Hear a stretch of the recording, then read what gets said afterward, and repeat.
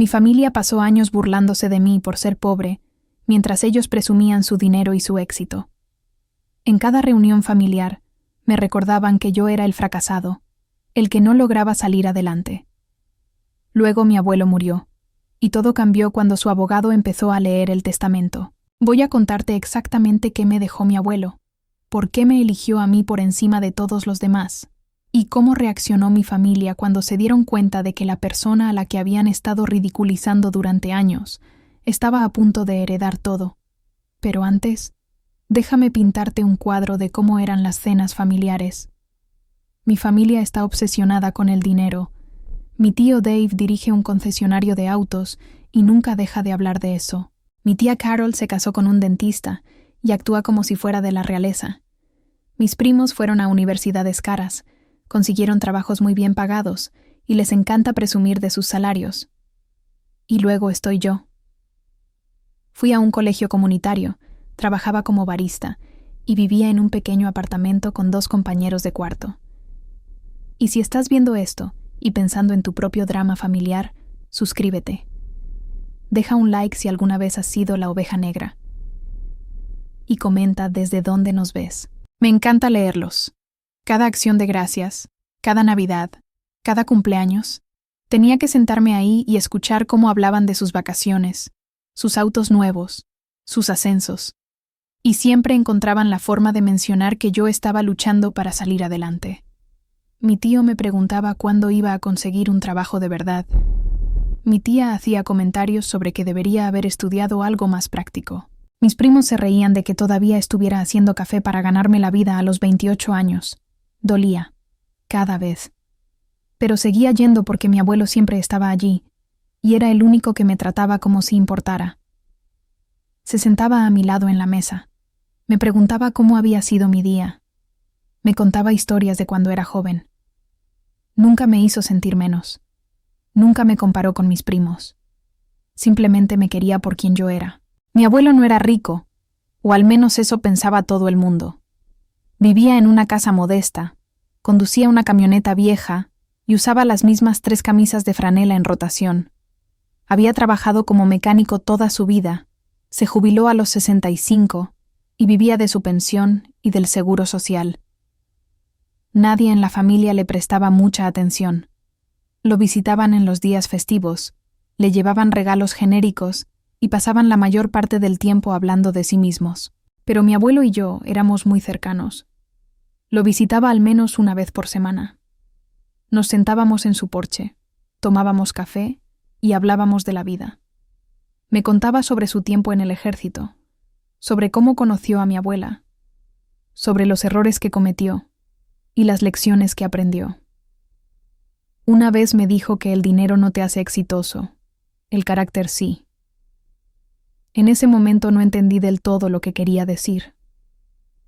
Mi abuelo se enfermó aproximadamente 1 año antes de morir. Cáncer. No se lo dijo a nadie de inmediato, porque no quería que se preocuparan por él. Yo solo me enteré porque un día llegué a su casa y vi frascos de pastillas sobre la mesa. Me hizo prometer que no se lo diría al resto de la familia todavía. Dijo que se los contaría cuando estuviera listo. Después de eso pasé aún más tiempo con él. Le llevaba compras, lo ayudaba en la casa, me quedaba con él en sus días malos. El resto de la familia no supo que estaba enfermo durante meses. Cuando finalmente se los dijo, de repente empezaron a visitarlo más. Pero era obvio que lo hacían solo por obligación. Se quedaban 20 minutos, preguntaban si necesitaba algo y se iban. Una vez, mi tío Dave le preguntó si había pensado en vender la casa. Lo dijo de forma casual, como si fuera solo conversación, pero yo sabía lo que realmente estaba preguntando. Quería saber qué iba a dejar mi abuelo. Mi abuelo solo sonrió y dijo que ya se había encargado de todo. Mi abuelo falleció un martes por la mañana. Yo estaba allí. Me había llamado la noche anterior y me dijo que no creía que le quedara mucho tiempo. Fui a su casa y me senté con él. No hablamos mucho. Solo me tomó de la mano y me dijo que estaba orgulloso de mí. Dijo que le recordaba a él mismo cuando era joven, que tenía un buen corazón y que no debía dejar que nadie me hiciera sentir pequeño. Esas fueron las últimas palabras que me dijo. El funeral fue el fin de semana siguiente. Toda la familia apareció, todos vestidos de negro, secándose los ojos con pañuelos. Mi tío dio un discurso sobre cómo mi abuelo era un hombre trabajador que amaba a su familia. Mi tía habló de recuerdos de la infancia que estoy bastante seguro de que se inventó. Mis primos se quedaban de pie, aburridos, mirando sus teléfonos entre condolencias. Yo no di ningún discurso. No pude. Solo me senté en la primera fila y lloré.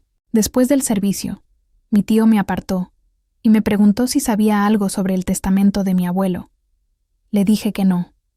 Asintió y dijo que el abogado lo leería en unos días. Tenía esa mirada en los ojos, como si ya estuviera calculando lo que le tocaría.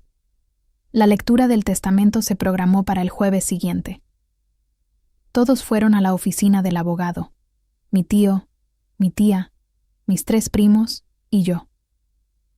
Nos sentamos en una sala de conferencias con muebles de madera oscura y sillas de cuero. El abogado, un hombre llamado señor Peterson, se sentó en la cabecera de la mesa con una carpeta frente a él. Comenzó ofreciendo sus condolencias y explicando cómo funcionaría el proceso. Luego abrió la carpeta y empezó a leer. Comenzó con cosas pequeñas. Mi abuelo dejó su equipo de pesca a un primo, su colección de herramientas a otro, algunas fotos antiguas a mi tía. Todos asentían educadamente, esperando lo importante. Entonces el señor Peterson dijo: en cuanto a la casa y los bienes restantes, esos se tratan por separado. Mi tío se inclinó hacia adelante. Esto era lo que estaba esperando. El señor Peterson sacó otro documento y comenzó a leer. Dejo mi casa, mis ahorros y todos mis activos financieros a mi nieta. Dijo mi nombre. La habitación quedó en silencio. La cara de mi tío se puso roja. Mi tía parecía confundida. Mis primos me miraban como si hubiera robado algo. No podía respirar. No podía procesar lo que acababa de escuchar. El señor Peterson continuó leyendo. Mi abuelo me había dejado su casa, que estaba completamente pagada. También me dejó su cuenta de ahorros, que tenía más de $300,000. $300,000. Mi tío explotó. Se levantó y empezó a gritar, diciendo que tenía que ser un error. Dijo que no había manera de que mi abuelo tuviera tanto dinero, y que aunque lo tuviera, no había forma de que me lo dejara todo a mí. El señor Peterson explicó con calma que el testamento era legalmente válido, estaba correctamente ejecutado y que no había ningún error. Mi tía se unió, diciendo que yo debía haber manipulado a mi abuelo, que me había aprovechado de un anciano. Mis primos estaban sentados en shock, mirándome como si fuera una extraña. Yo no dije nada. No podía. Todavía estaba tratando de entender lo que estaba pasando. El señor Peterson sacó una carta. Dijo que mi abuelo había dejado algo para que yo lo leyera, pero que también había pedido que se leyera en voz alta a todos los presentes. Mi tío le dijo que no lo hiciera, pero el señor Peterson lo ignoró y comenzó a leer. La carta lo explicaba todo. Mi abuelo escribió que había estado ahorrando dinero toda su vida. Vivía de manera modesta porque no necesitaba mucho, pero había invertido sabiamente y construido un buen patrimonio. Dijo que había observado a su familia a lo largo de los años, visto cómo trataban al dinero, cómo se trataban entre ellos y cómo me trataban a mí. Escribió que mi tío solo se preocupaba por el estatus, mi tía solo por las apariencias, mis primos solo por sí mismos. Pero yo me preocupaba por las personas. Yo aparecía. Pasaba tiempo con él no porque quisiera algo, sino porque lo amaba. Dijo que yo era la única que lo visitaba antes de que se enfermara, la única que llamaba solo para saber cómo estaba, la única que lo hacía sentir que importaba. Escribió que sabía que mi familia me menospreciaba, que pensaban que yo era un fracaso porque no ganaba mucho dinero, pero dijo que el éxito no se trataba de cuánto ganabas, sino de quién eras como persona, y a sus ojos, yo era la persona más exitosa de la familia. La carta terminaba diciendo que esperaba que ese dinero me diera la libertad de vivir la vida que quisiera, sin preocuparme por lo que pensaran los demás. Dijo que me amaba y que estaba orgulloso de mí. Cuando el señor Peterson terminó de leer, yo estaba llorando. Mi tío estaba furioso. Exigió ver el testamento para verificar que fuera real. El señor Peterson le entregó una copia. Mi tío la leyó, buscando cualquier laguna, cualquier error. No había ninguno. Mi tía intentó otro enfoque. Dijo que esto no era justo, que mi abuelo claramente no estaba pensando con claridad cuando tomó esa decisión. El señor Peterson lo cortó de inmediato. Dijo que se había reunido con mi abuelo varias veces durante los últimos 2 años para redactar y actualizar el testamento. Dijo que mi abuelo estaba lúcido, coherente y muy claro sobre sus deseos. Mis primos empezaron a susurrar entre ellos. Uno de ellos preguntó si yo lo sabía. Negué con la cabeza. No lo sabía. No tenía idea de que mi abuelo tuviera tanto dinero, y mucho menos de que me lo fuera a dejar a mí. Otro primo murmuró algo sobre lo ridículo que era todo esto, sobre que yo no lo merecía. Mi tío se levantó y dijo que iba a impugnar el testamento. El señor Peterson dijo que estaba en su derecho de intentarlo, pero que sería una pérdida de tiempo y dinero. El testamento era inatacable. Mi abuelo se había asegurado de ello. Mi tío salió furioso de la oficina. Mi tía lo siguió, mirándome con rabia al salir. Mis primos se fueron sin decir una palabra. Me quedé sola con el señor Peterson. Me entregó la carta que había escrito mi abuelo. Dijo que mi abuelo había sido muy específico en que quería que yo la tuviera. También me dio las llaves de la casa y la información de la cuenta de ahorros. Dijo que si tenía alguna pregunta, podía llamarlo en cualquier momento. Esa noche conduje hasta la casa de mi abuelo. Me senté en el porche donde solíamos tomar café y simplemente lloré. Lloré porque lo extrañaba. Lloré porque no podía creer lo que había hecho por mí. Lloré porque, por primera vez en mi vida, sentí que alguien realmente me había visto. Las semanas siguientes fueron un caos. Mi tío intentó impugnar el testamento, tal como había dicho. Contrató a un abogado, afirmó que mi abuelo no estaba en pleno uso de sus facultades y exigió que el testamento fuera anulado. No llegó a nada. El señor Peterson había documentado todo. Había registros médicos que demostraban que mi abuelo era mentalmente competente. Había testigos que lo vieron firmar el testamento. El caso de mi tío fue desestimado en menos de un mes. Mi familia dejó de hablarme después de eso. Mi tío me envió un correo electrónico lleno de ira diciendo que yo había destruido a la familia. Mi tía me bloqueó en redes sociales. Mis primos actuaban como si yo no existiera.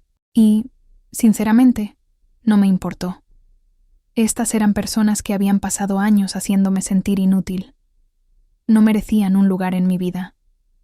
Dejé mi trabajo en la cafetería unos meses después.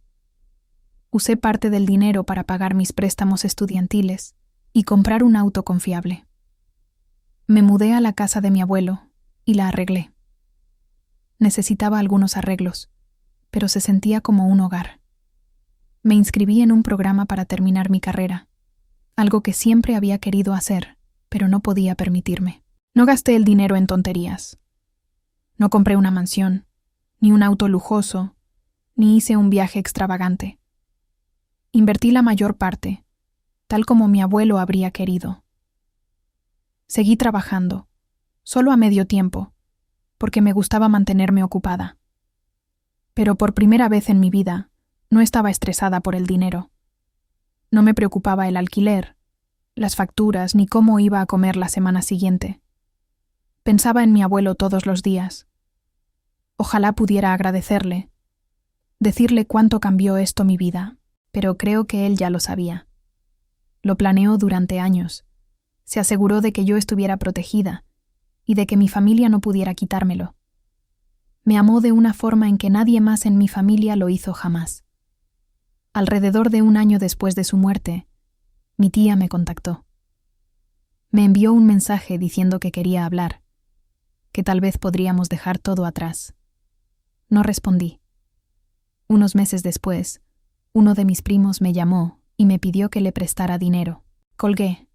No se preocupaban por mí, se preocupaban por lo que yo tenía. Mi tío nunca se puso en contacto, Supe por conocidos en común que todavía estaba amargado por todo el asunto, todavía convencido de que yo había manipulado a mi abuelo. Que piense lo que quiera. Yo sé la verdad. Mi abuelo me dejó todo porque fui la única que lo amó por quien era, no por lo que tenía. A veces la gente me pregunta si me siento culpable por haber recibido la herencia. No lo estoy. Ni un poco. Me la gané siendo una persona decente, estando presente, preocupándome. Mi familia tuvo la misma oportunidad. Podrían haber pasado tiempo con él. Podrían haberlo llamado, visitado, hecho sentir querido. Pero no lo hicieron. Estaban demasiado ocupados con sus propias vidas, demasiado enfocados en sí mismos. Mi abuelo me enseñó que la riqueza no se trata solo de dinero. Se trata de relaciones, amabilidad e integridad. Mi familia tenía dinero, pero era pobre en lo que realmente importaba. Yo no tenía dinero, pero era rica en las cosas que mi abuelo valoraba. Y al final, eso fue lo que contó. El abogado leyó el verdadero testamento de mi abuelo, y mi familia se dio cuenta de que la persona de la que se habían burlado durante años lo había heredado todo. Estaban furiosos. Se sintieron engañados, pero solo tenían a ellos mismos a quien culpar. Mi abuelo vio quiénes eran realmente, e hizo su elección. Ahora estoy viviendo la vida que mi abuelo quería para mí. Soy feliz. Estoy estable y rodeada de personas que realmente se preocupan por mí. Mi familia puede quedarse con su amargura si quiere. Yo ya no me preocupo por lo que piensen.